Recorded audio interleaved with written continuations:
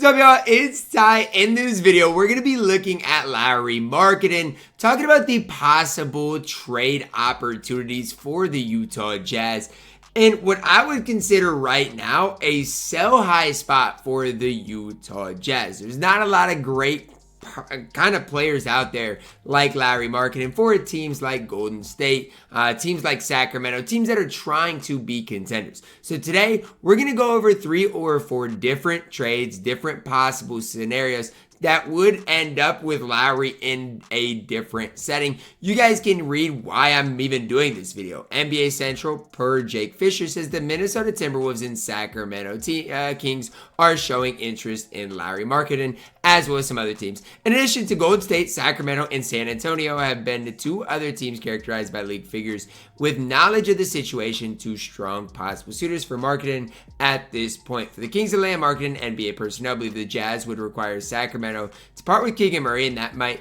leave other trade options like BI as a more palatable outcome for the Kings. Minnesota has shown interest, as sources said, and then obviously talks a little bit about Philadelphia. So today, we're going to dive into 3 or 4 different trades. The first trade I want to spend some time talking about possibly is the Jazz and the Golden State Warriors. To me, it's obvious if the Golden State Warriors want to compete, they need a big time move. Whether that's Brandon Ingram, whether that's Lauri Markkanen, who knows.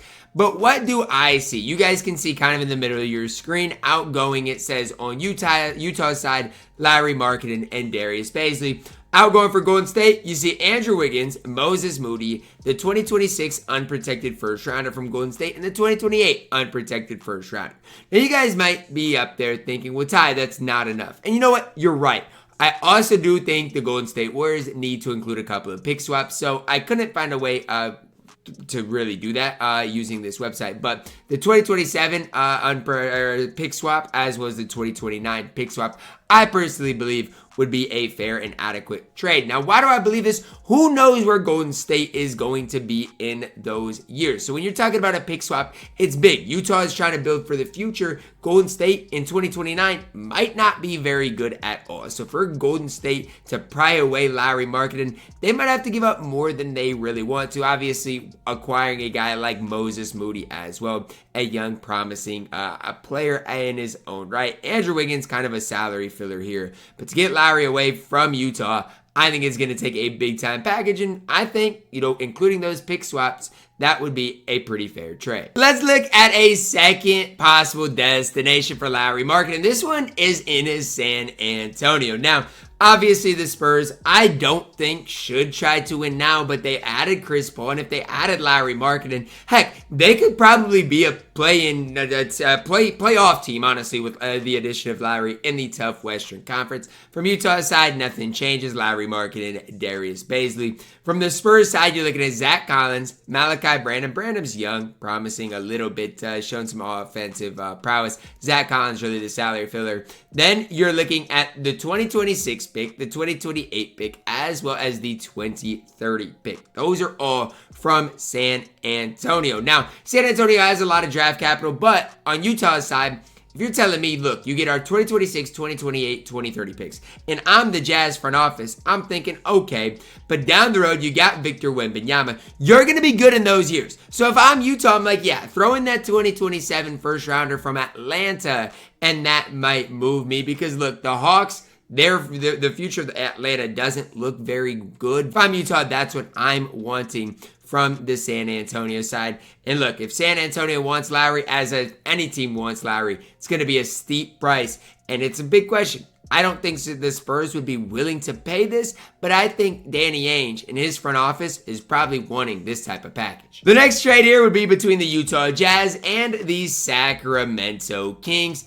And you guys can see here, Lauri Markkanen and Darius Bazley, that's the common trade package that I'm featuring in this video. For Keegan Murray, a very good, young, promising aspect. Harrison Barnes, kind of that salary filler, as well as the 2027 pick and the 2029 pick. Now, with this, what else is Utah going to want? Now, The big thing for me is on the Kings side, I bet they do one of those picks being like top 10 protected. So I had the 2029 pick being top 10 protected, because if I'm Sacramento, I'm giving up Keegan Murray, one of the most young, promising prospects out there. And I just think giving up one unprotected pick and then their 2029 pick, in which, again, that's a long ways down the road. Who knows where Sacramento is there? They've just got to be a little bit careful. If they want to take a big-time swing for a guy like Lauri Markkanen, I'm fine with it. But Sacramento has to make sure they don't overpay, especially when you're talking about the year 2029. Again, a lot of things can happen from here on out, especially with Lauri Markkanen being on an expiring.